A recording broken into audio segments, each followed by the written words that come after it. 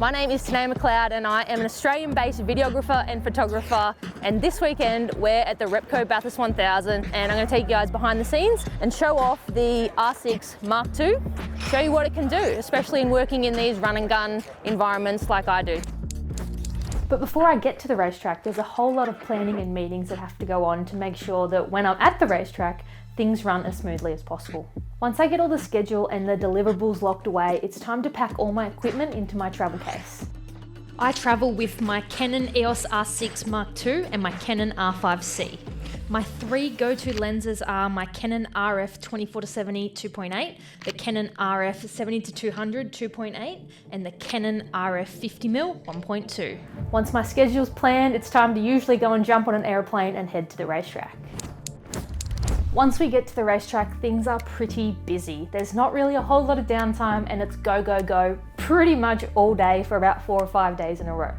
Recently, I was shooting at the Bathurst 1000, which for us here in Australia is the equivalent of the AFL Grand Final or the Melbourne Cup. It's our biggest race event of the year. It's the one that everyone tunes into, and it's a week-long fest of motor racing. Now, my favourite session of the entire year is the Top 10 shootout. I'm going to show you how I shoot the Top 10 shootout session, from drivers getting ready to getting in their cars to standing in the garage with the team of the driver that goes the fastest in that session. Ooh, look at that one.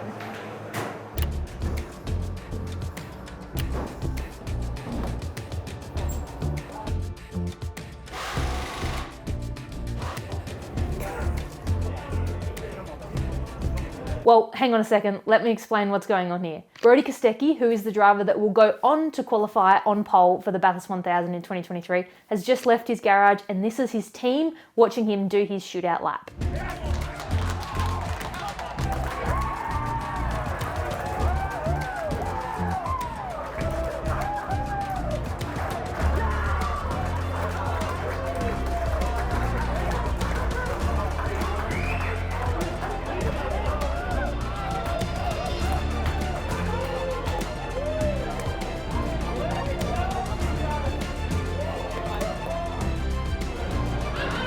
What a lap.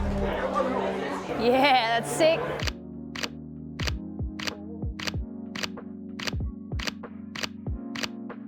There's nothing quite like being in a Supercars garage when a driver is on pole position for the biggest race of our year. The energy is incredible. It's such a, it's so hard to put into words. Had my pre-recording 5 seconds on, so I got all the reaction. I actually got the 5 seconds before the reaction happened, which is a really handy tool because you never know what's going to happen in these live moments. Where are they?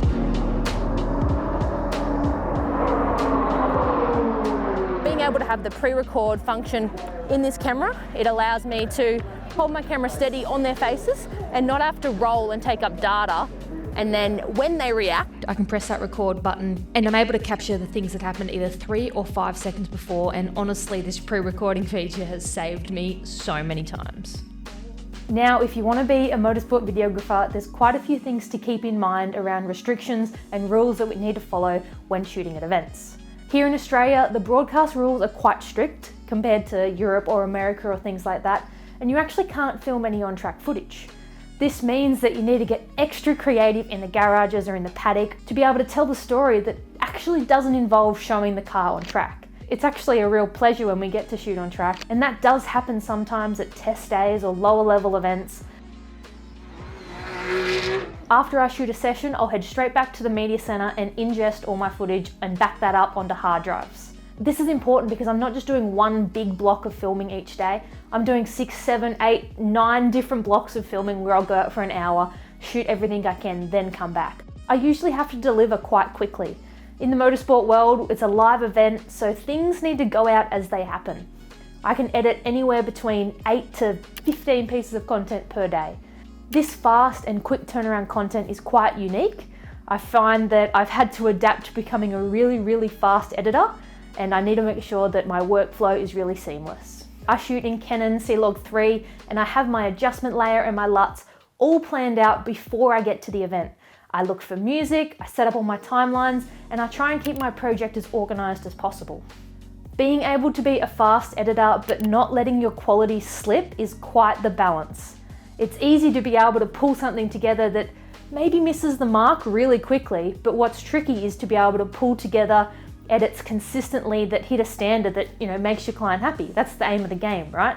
But being able to go from shooting mode to editing mode is an absolute necessity when working in motorsport. My Whoop says that I spent 3 hours and 24 minutes in the high stress zone today. Welcome to Saturday at Mount Panorama.